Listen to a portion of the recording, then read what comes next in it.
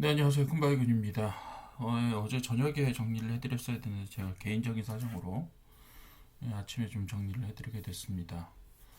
2월 20일 금요일 주요 테마입니다. 지난주에는 개장일이 이틀밖에 없어서 뭐 좀 크게 정리할 건 없지만 그래도 주요 테마들이 계속해서 잘 움직이고 있다라는 부분들에 있어서는 뭐 큰 적은 없는 것 같아요. 자, 일단은 금융지주 증권사 올랐죠. 3차 상법 개정안이 상정이 기대되고 있습니다. 주말이 끝나고 24일이면 이제 소위원회인가요? 예, 거기를 통과를 하게 될 것 같고 2월 안에 어떻게든지 좀 본회의 통과가 예상이 되는 상황이라서 그리고 뭐또 막을 수 있는 세력이나 막을 수 있는 이유나 명분이 별로 없어요. 그래서 바로 통과되지 않을까 뭐 이렇게 생각을 합니다. 아마도 이 현 정권 내에서 통과되는 법률 중에서 가장 파급 효과가 큰 법률이 되지 않을까 이렇게 생각을 합니다. 덕분에 금융사, 특히 보험사라든가 아니면 지주사라든가 증권사를 중심으로 해서 큰 폭의 상승이 일어났습니다.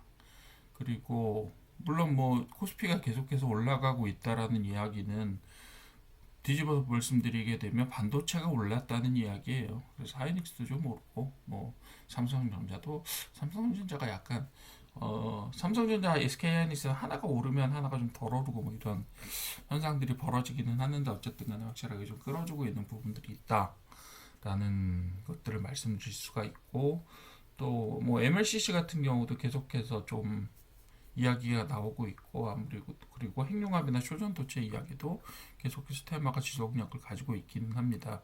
하지만 뭐 5개 주요 테마 안에는 제가 선정을 하지는 않았습니다. 자, 두 번째로는 방산에너지 해운물류 쪽이 있는데요. 이거는 뭐냐 하면 뭐 아시다시피 해운 쪽이나 이쪽은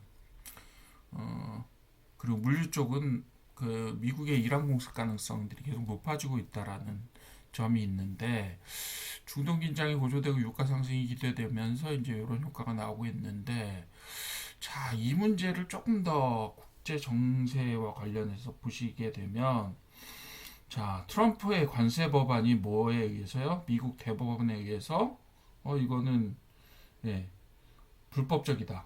그러니까 합법적이 아니다라고 하는 판결을 최종 받았단 말이에요.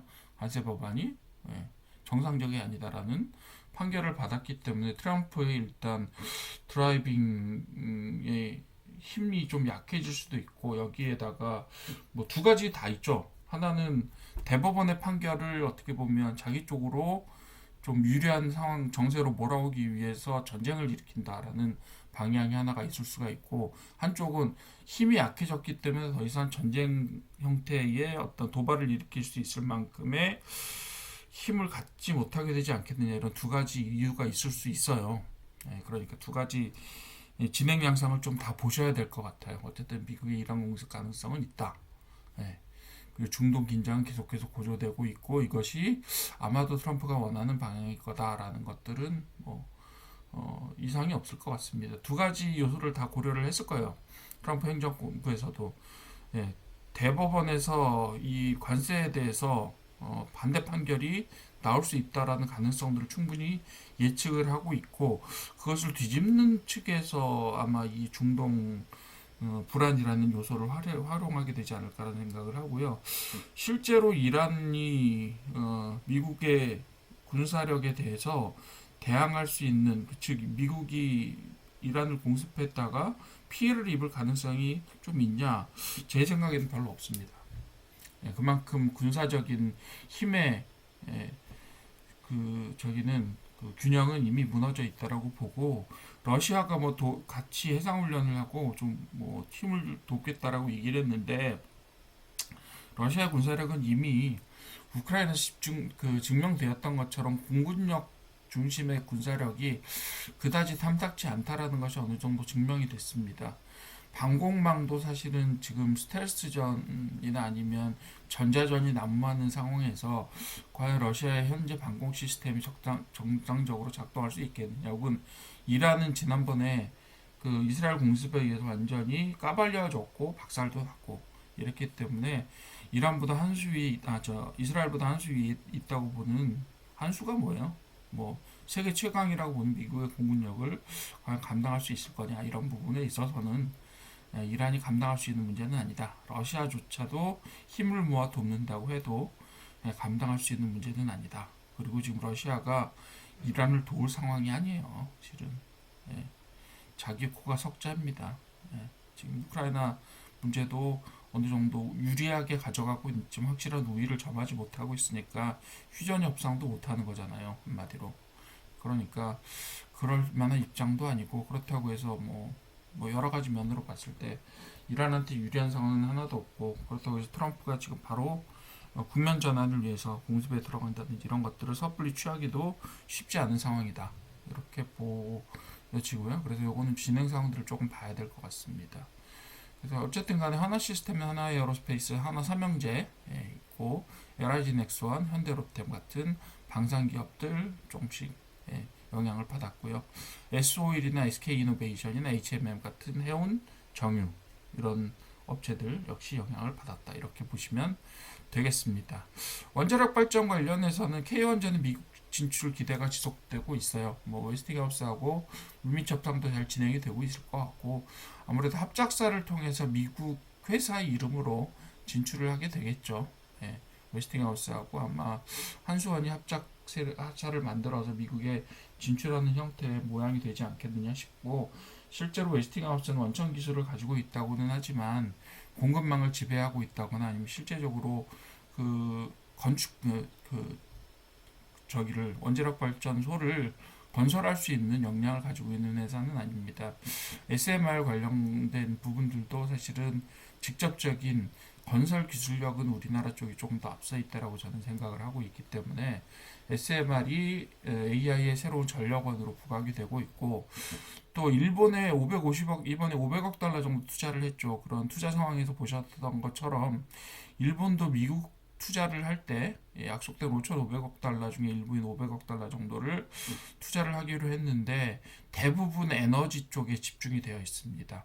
발전소라든가 아니면 뭐 석유 시설이라든가 이런 쪽에 집중이 되어 있어요. 그래서 우리나라는 일본의 눈치를 이제 더 이상 볼 필요는 없지만 일본이 어떻게 하느냐가 우리나라가 투자 정책을 어떻게 가져가느냐의 참고 사항이 될 수 있어요. 중요한 참고 사항이 될 수 있기 때문에 원자력 발전소 건설이 그 하나의 축이 될 수도 있지 않겠느냐 이렇게 보는 거예요. 미국도 원전 건설을 더 이상 이제 터부시하거나 그렇게 하지 않습니다. 신규 원전을 짓겠다라고 얘기를 해놨기 때문에 원자력 발전이 우리나라의 어떤 투자처로서 상당히 중요한 위치를 가지게 될 수도 있다. 이런 기대감들을 가지고 원자력 발전과 관련된 기술 회사들이 많이 올랐죠. 지난번에 우리기술 말씀드렸지만 우리기술 너무 많이 올랐어요. 좀 부러울 정도긴 한데 어쨌든 지금 너무 많이 올랐기 때문에 저에게 들어갈 시점이라고 보느냐라고 하면 그것은 조금 위험성이 있지 않느냐 이렇게 바라보고 있습니다. 어쨌든 두산 에너빌리티 아직은 괜찮을 것 같아요. 자, 알래스카 LNG하고 전력설비조선은요 원자력 발전의 때 제가 조금 전에 말씀드렸던 미국 투자 계획하고도 연관성이 있다 이렇게 봐주시면 될 것 같아요. 그런데 여기서 하나 또 고려를 하셔야 될 점, 우리나라가 대미 투자를 한다라고는 하지만 지금 미국의 관세 정책 자체가 대법원의 그 판결을 받았기 때문에 더 이상 이 부분들이 어떻게 진행될 수 있을지 조금 관찰을 해봐야 될 것 같아요. 실은 그 부분들은 우리가 안 볼 수는 없을 것 같아요. 대미 투자 프로젝트가 협의가 되고 있고 국회에서 비준 안 하는 거예요 원래. 비준하면 그게 우리나라 족쇄가 돼요. 왜? 관세 자체가 미국의 대법원 판결이 어떻게 될지도 모르는 상황에서 우리나라가 왜 덥석 국회 비준해 줍니까?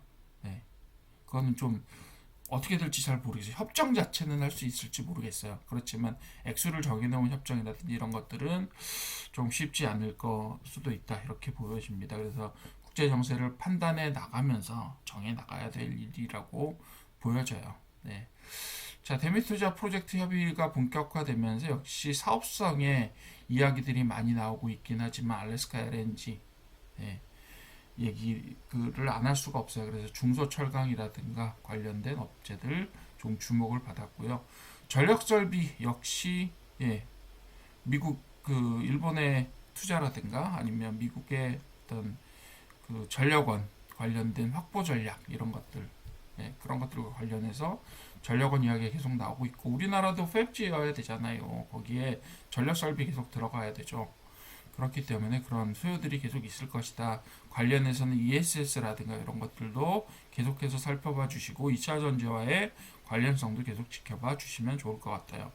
그리고 역시 조선도 마찬가지로 알래스카 LNG 예, 시설 만들면 개발 시설 만들고 그 다음에 수출항 만들게 되면 LNG 전용 수출항이죠. 그거 만들게 되면 어떻게 해야 돼요? LNG 선 가지고 실어 날라야 되잖아요. 그리고 우리나라, 일본이 미국에 투자를 하는 방법 중에 하나가 에너지를 사오는 거예요. 그죠?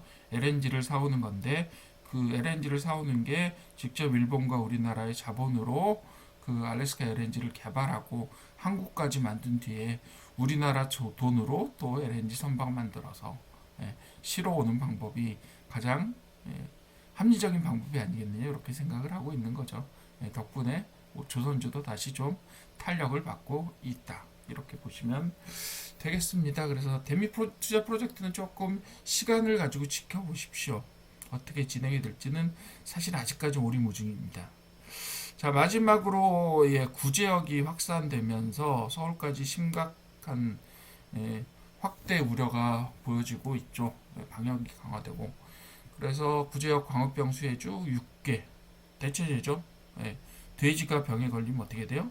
예, 닭고기가 더 팔릴 것이다라고 하는 단순한 예측이 가능하죠. 그래서 구제역과 관련된 대책주들 그리고 예, 닭 키우는데 예, 그런 데들이 예, 올라가고 있다 이렇게 보시면 될 것 같습니다. 그래서 체리브로 이런 데 좀 올랐죠. 예, 재밌습니다. 자, 전체적으로 바라보시게 되면 전체적으로 좀 봐주시게 되면요. 예, 금융지주 제가 주목해달라고 말씀드렸던 올랐고 방산 원자력 방산도 역시 방산과 구제역은 사건과 스팟성의 기사들 뉴스들 때로 중심으로 움직이는 거예요. 그죠? 그래서 예를 들면 이란 공습이 실현되게 되면 방산이 어떻게 움직일지는 그 다음에는 사실 잘 몰라요. 유가도 어떻게 될지 모르기 때문에 예, 그런 것들이 어떻게 해소되면서 영향성들을 어떻게 가지느냐에 따라서 좀 변동이 불규칙합니다. 그래서 스팟성의 뉴스를 움직이는 거고요. 구제역 역시도 어떻게 되는 거냐면 광우병 뭐 크게 관련 없고 구제역 관련된 거는 구제역이 예, 한풀 꺾이거나 이렇게 되면 예, 어느 정도 그리고 확정이 되게 되면 이 테마는 자연히 단기 소멸합니다. 물론 다음번에 또 구제역이 나타나면 또 올라오겠죠. 그죠? 이런 뉴스성, 스팟성은 사실상 지속력이 얼마 되지 않기 때문에 예, 계속해서 뉴스를 주목하시면서 잘 보셔야 되는데 뉴스를 주목하시면서 잘 보실 때 여러분들이 기본적으로 기관이나 세력들보다 더 빨리 그런 것들을 판단하시긴 좋지 않기 때문에 단기 스팟성은 조금 경험이 있으신 분들 혹은 주가를 움직임에 대해서 굉장히 빠른 매수와 매도를 하실 수 있는 판단력이 빠르신 약간 고수분들한테는 뭐 제가 추천드리기는 추천드리지 않거나 하시겠지만 일단 일반적인 초보분들이거나 아니면 익숙하지 않으신 그리고 중장기 투자를 기반으로 하시는 분들한테는 이런 부분들을 조금 주의를 가지고 접근해 달라고 말씀을 드리고 싶어요. 예를 들면 되게 좋은 회사들 있잖아요. 한화시스템, 한화에어로스페이스, LIG 넥스원 같은 그리고 현대로템 같은 회사들도 이 바람을 탄다고요. 구제역도 마찬가지로 그런 바람을 타니까 그 중장기적으로 그런 회사들을 보유하시고 싶거나 하시고 싶은 분들도 그런 바람을 잘 보시면서 안정적인 가격에 들어갔을 때 들어가시라 이렇게 말씀을 드리고 싶은 거예요. 자, 금융지주 증권사는 제가 말씀드렸는데 3차 상법 개정안 관련주고요. 방산에너지 마찬가지로 그거는 뉴스주라고 말씀드렸고요. 원자력 발전, 알래스카 LNG, 전력설비 조선은 대충 하나로 묶어서 대미 투자주이자 이거는 빅사이클의 큰 테마주권으로 엮어서 한번 봐주십시오. 전력설비 원자력 발전은 하나로 묶어야 되는 거고요. 알래스카 LNG하고 조선 쪽은요, 미국 대미 투자 관련해서는 상당히 지속적으로 이야기가 나오겠지만 트럼프 정권의 흥망성쇠와 그리고 미국 대법원의 판결과 뭐 이런 그 주변 정치적인 어떤 움직임 자체가 이 테마들에 영향을 줄 가능성이 조금 있습니다. 그래서 그런 부분들을 주목해 가시면서 판단을 하셔야 된다. 변화되는 겁니다. 한번 판단 나면 끝나는 게 아니라 계속해서 올라오는 혹은 순환 테마의 순환이 있고 그렇기 때문에 테마 안에도요. 테마 안에도 종목들이 순환되고요. 테마도 계속해서 순환하면서 나타납니다. 그런 현상들을 여러분들이 계속해서 좀 관찰을 해주셔야 돼요. 여러분들이 관심 있는 섹터거나 여러분들이 보유하고 계신 혹은 보유하고 계신 건 어쩔 수 없는 거잖아요. 근데 보유를 하려고 하시는 이제 그 매수를 들어가시려고 하는 그런 종목들의 움직임은 이런 테마들의 순환 혹은 테마들의 움직임, 단기적인 뉴스의 움직임에 따라서 가격 변동이 심할 수 있기 때문에 그런 부분들을 좀 주의해 가면서 매수를 고려를 해달라 이렇게 말씀을 드리고 싶고요. 매도는 뭐 여러분들 정책에 따라서 시나리오에 따라서 그냥 가시면 되는 거니까 그런 매도 정책은 여러분들이 개인적으로 결정한 부분에 따라서 가시면 되는 거죠. 자, 6월 20일 주요 테마, 큰 테마, 원자력 발전, 전력 설비, 조선, 그리고 알래스카 LNG 뭐 이런 것들이 좀 큰 테마가 될 것 같고요. 그리고 금융지주 증권사는 지금 정책 테마로 들어가 있고요. 방산에너지 해운물류 그리고 구제역 그 다음에 육계 이쪽은 스팟성의 뉴스와 함께 지정학적인 혹은 사건 중심의 어떤 테마로 봐주시면 될 것 같습니다. 이렇게 정리 한번 해보시면 이번 주는 어느 정도 테마 정리가 된 것 같네요. 자, 이번 주 정리 잘 하시고 이틀밖에 안 됐지만 어쨌든 그 테마들이 계속해서 어떤 식으로 움직이고 있는지 그런 큰 테마들의 움직임이나 아니면 정책주 아니면 뉴스 테마들 이런 것들 구분해서 잘 관찰해 주시면 아마 다음 주도 좀 좋은 투자들 하실 수 있지 않을까 그렇게 생각합니다. 설 지나서 본격적으로 장이 열리는 다음 주 한번 잘 같이 보시고 결정해 주시면 될 것 같습니다.